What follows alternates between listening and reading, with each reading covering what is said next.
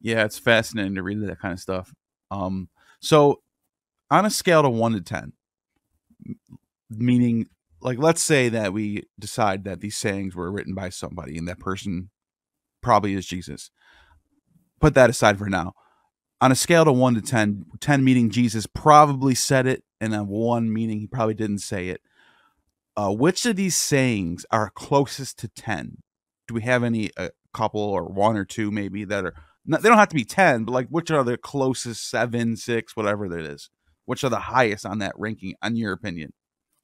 Well, the there's a number of Q sayings that scholars of all sorts uh, pretty routinely attribute to Jesus. Um, so one of them would be Q620, which is "Blessed are the poor."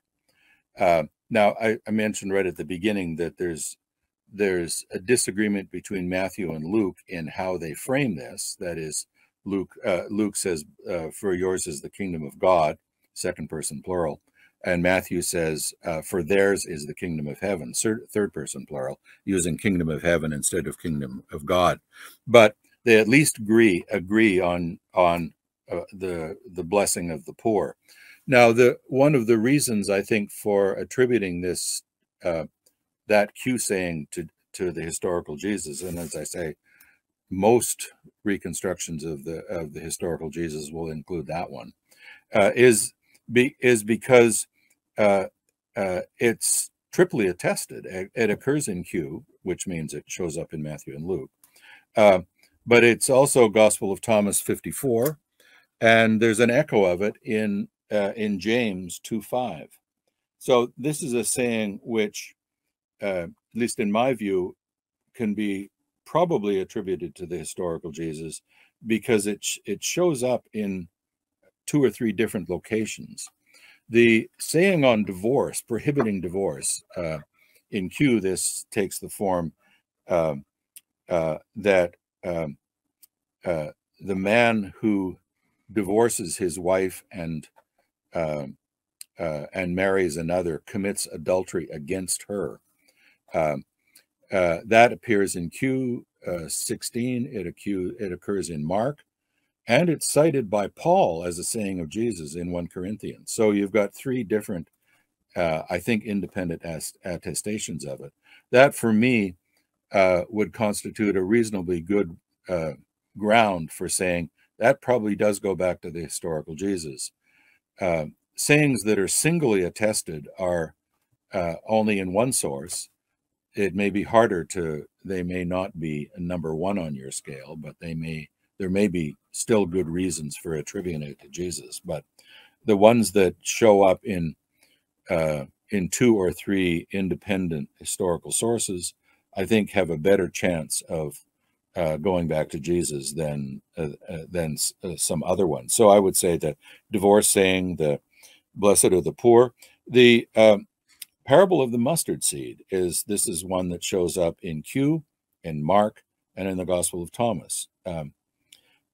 So 3 different sources, and there's a few others. Even the saying that appears in Q11 about seek and you will find, for the one who seeks finds, and so forth. We get an echo of that in the beginning of the Gospel of Thomas. There's an echo of it in James, and it shows up in later early Christian literature. It's attested in about 5 or 6 different places, versions of that seek find thing, and so that would be the place that I would start in analyzing the Q sayings. I'd look for the ones that show multiple attestation, that also appear in Mark or Thomas, or echoes of it, say, in John, or echoes of it in Paul or in James. Those are the ones that I would say most probably go back to the historical Jesus. The ones that I would say, I think the kind of famous saying that doesn't go back to the historical Jesus, at least in the form that we have it, is John 3:3, which is unless a person is born anothen, he cannot see the kingdom of God. That saying that we have in in John 3, it depends for its rhetorical force on a pun that exists only in Greek. That is, Wow. it's the word anothen. You know, if you read this dialogue with Nicodemus, so Jesus says, I'm just going to use the Greek word at the crucial point. You know, unless one is born anothen, they cannot see the kingdom of God. Now, anothen has a double meaning in Greek. It means either again or it means from above. And it's clear that John constructs this dialogues, and Nicodemus, his response indicates that he thinks that anothen in this context means again, because he says, for how is it possible for a man, you know, who's fully mature to enter his mother's womb and be born a second time? And then John has Jesus rephrase the saying, and he says, unless one is born from the Spirit and water, one cannot enter the kingdom of God. So at that point, it becomes clear that Nicodemus should have taken anothen to mean from above, and then the saying would have made sense.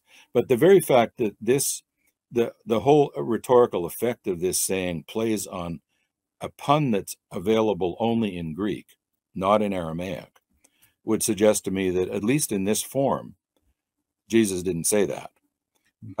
Now, there are sayings in Mark and special sayings in Matthew and in Thomas, which suggest that there may be a precursor, the saying about becoming a child and entering the kingdom of God.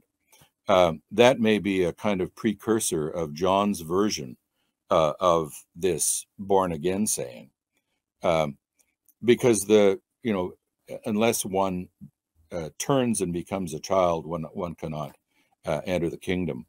That is a saying that seems to suggest some kind of radical reorientation of the self in ways that are kind of normally impossible.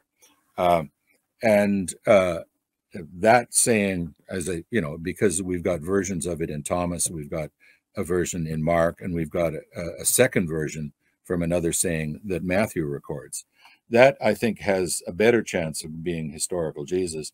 And then in that case, we would say, I think that John knows something of a saying like that, but he decides to frame it in a much punchier way, using a pun that only works in Greek. And now it becomes rebirth rather than turning and be like a little child or something like that.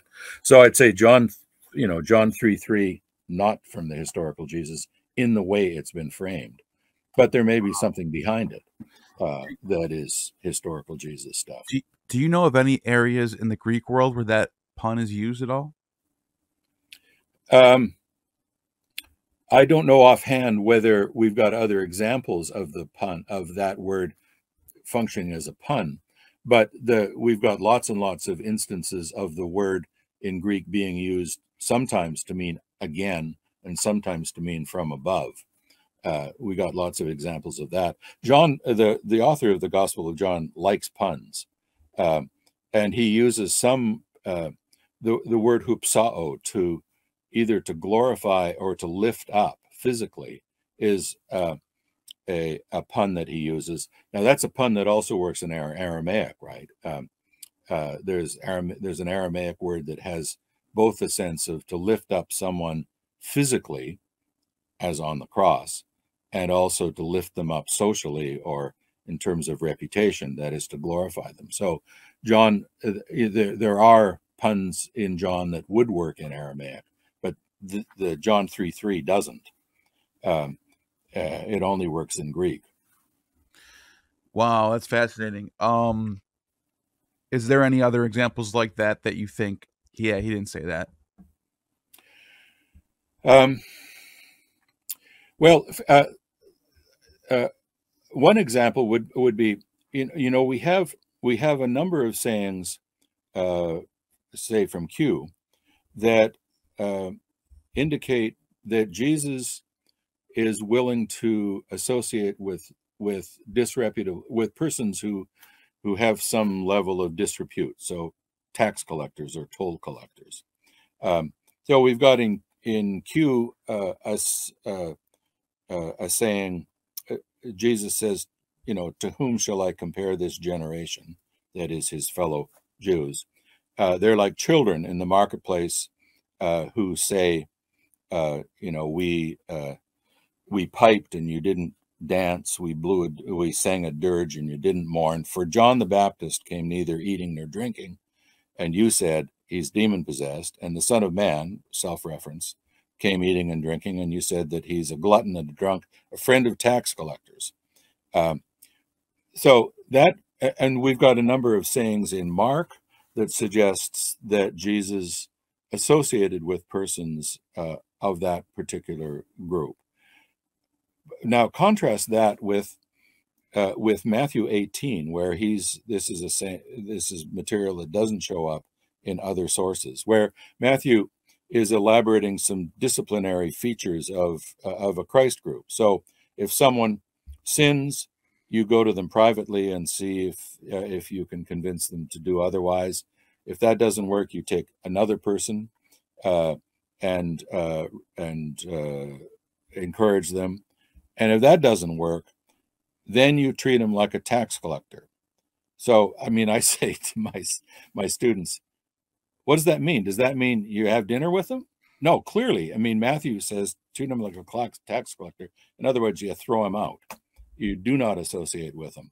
But that's in pretty interesting tension with this other stream of material that you find in the early phases of the Synoptic Gospel, which indicate Jesus does associate with tax collectors,